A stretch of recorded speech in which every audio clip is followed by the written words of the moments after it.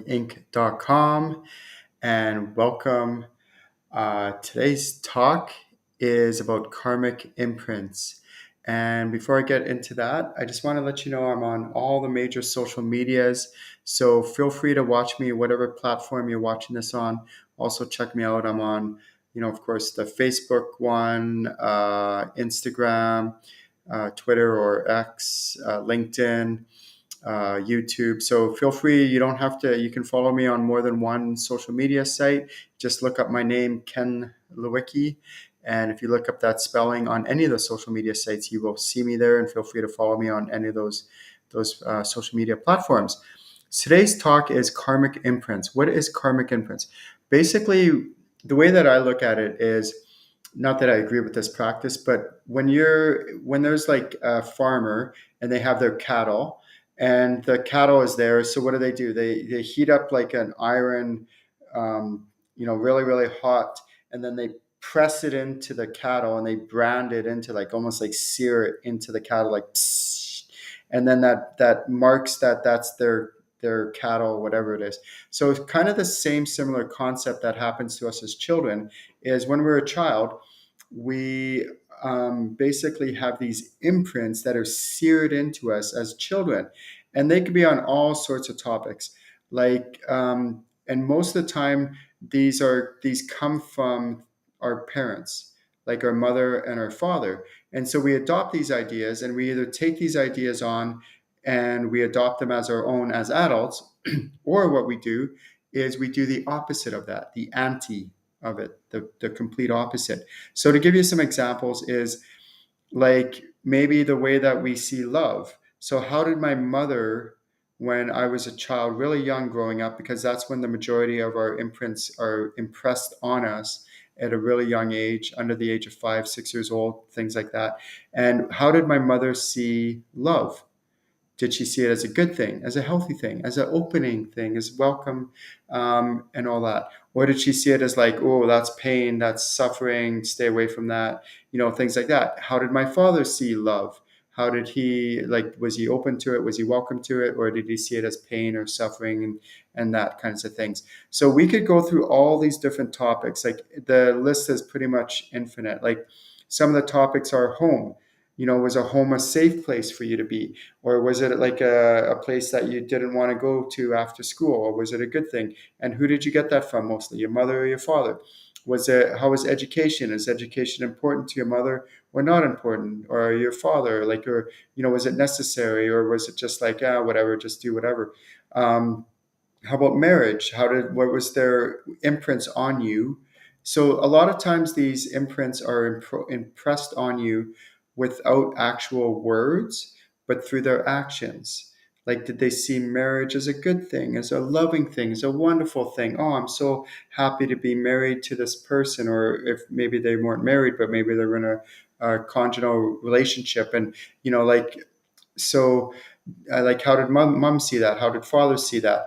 What about like children? Did they see the children as a blessing, as a wonderful thing, or as a nuisance or annoying thing? And then, maybe how do we see children as adults? Do we see it as a blessing, or do we see it as an annoying thing? Do we want children, or would it be a burden? Things like that. What about friends? Was your home full of, like, did you have lots of friends over? Or did your parents have lots of friends? Did your mother see friendships like as a good thing or a positive thing? Did she have a lot of friends? Did your father have a lot of friends? Things like that. What about work? Like, work was like you have to work really hard, or was like just casually? Did they have one steady job their whole lifetime, or did they have many jobs? Was work over consuming their life, or was work just one small part of their life where they had balance in their life? What about money? Did they, my mother used to say, oh, what do you think? Money grows on trees, like that very scarcity mindset around money, and how to, is money in abundance? Maybe one of your parents saw it as an abundance, or maybe the opposite. What about loyalty? Was loyalty really important to one or the other, or were they not loyal, whether it's relationships or careers or friends or whatever it might be? Or maybe they were over loyal. That's also a thing as well. What about sex and sexuality and sensuality? And like how did they view those topics? Was it, like, is it good or is it bad? Is it dirty? Is it wonderful and welcoming? Did mom see it one way or dad see it in one way, or did they see it different ways? Or, like, and then how did you adopt that as an adult? What about food? Was food a pleasure thing? Was it a wonderful thing? Or was it like as punishment? Like, if you don't do this, you're not going to get your food. Or how about with play? Like, you only get you can only play if you eat all of your food. Or was food in scarcity? Did you have it like, was it like if you didn't feel like finishing your plate because you're full, did they force you to finish your plate because of scarcity? Because we went through a depression or a recession and we don't have a lot of food, so we have to make sure we don't have any waste. What about love? Was love in abundance? Was it a wonderful thing for everyone to share? Or was it a scarcity or pain and suffering because we've been hurt in the past? What about being a parent? Was being a parent a wonderful thing? Did they like being a parent, or did they find it like a burden? What about death? Was death something to be scared of, or was it just a natural part of life? So what can happen is, as these karmic imprints are impressed on us as we grow up, we can either do one of two things.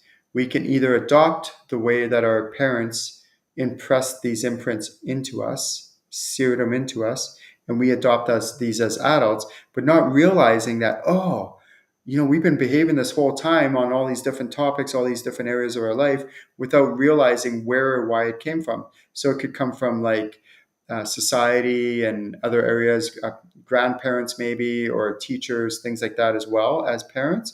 Or what we could do, and I've done this too, is do the opposite, the complete anti of whatever they like. So, like they're like, okay, love or whatever it might be like a really like, a heavy thing or a burden or whatever. So I do the anti of that, and I want to try to fill it with love, but not in a healthy way, because it's not, whatever it might be.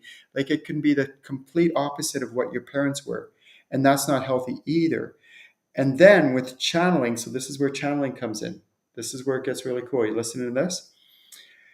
So also, these imprints can be imposed to us or upon us through our parents and grandparents and our great grandparents. So through ancestral, and it's passed down into the generations.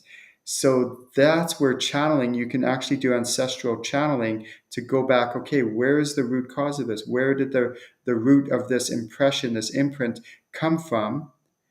And then identify it. Oh, it came from my grandpa or my great grandpa on my mother's side, or whatever it might be, right? And then that was passed down through the generations. No wonder we have scarcity mindset, or work is like suffering and hard, and that life has to be hard, or whatever it might be. And are you ready for this? Imprints or impressions can also come from past lives. So these imprints can actually be passed, like you're getting these like, oh, I was really hurt in a past life in a certain relationship. I got too close to somebody, and then you're wondering why in this lifetime you're struggling with getting close to somebody in relationships. And it's so easy. Like, I hear it very often with my clients where they're like, oh, the person that I'm with just doesn't want to open up. They're closed down. And it could come from many places, like this lifetime. It could come from ancestral, like we just talked about, or it could actually come from imprints from past lifetimes where they were hurt in past lifetimes, or their parents when they were a child in that past lifetime at a very young age. Those imprints were impressed on them and then passed to them in this lifetime, and then now they adopt it in this lifetime, not knowing why or who or what, that like why they behave the way they do. But this is where the power of imprints, when okay, oh, the way that I see money and abundance, it actually, I don't see the abundance because my mother this or my father that, or maybe I do the opposite of this or the opposite of that. But when you create imprints, you can actually develop new ones that are good and healthy for you. So what you can do is these topics. So how do you view home? Is home a good place, a sacred place, a wonderful place? You can make it into how the imprint that you want now as an adult. How do you view education? You can view it and make it into how you want it to as an adult. How about with marriage or children or being a parent or friends? How do you view that? How do you view work? How do you view loyalty? How do you view prosperity? How do you view food? How do you view death? Like death could be a wonderful, amazing thing. Like if you view like, okay, I'm going to make the most out of this lifetime. I'm not going to fear death. When it happens, it happens. And then it's not actually, I don't die. I just transition to the other side. And then I continue on living in non-physical form, spirit form.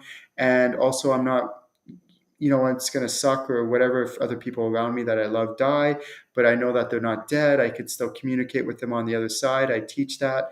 I teach mediumship and how to channel loved ones. It's beautiful work. So if you want to learn more about how to channel and how to, do awesome, amazing healing like this, I teach this stuff. I teach in my channeling level 1, how to channel your soul, your higher self, your spirit guides. In channeling level 2, I teach you how to channel every possible different kind of soul out there, including ascended masters and also your ancestors. And I teach you how to do spirit guide readings and ancestral readings is level 3, past lives readings level 4 or level 3, and then also how to do all sorts of different healings in my animal healing and communication workshop. So I teach all sorts of cool stuff. Visit my website, channelinginc.com, and also visit me on all my social media sites. My name is Ken Lewicki. Have a wonderful day, everyone, and create the new karmic imprints that are working for you, that you want to create because you are empowered and now you have the tools on how to do this. And I do suggest going through each one of these individually and write them down and create the new positive imprints that you want to create going forward from here. Have a great day, everyone. Talk to you soon.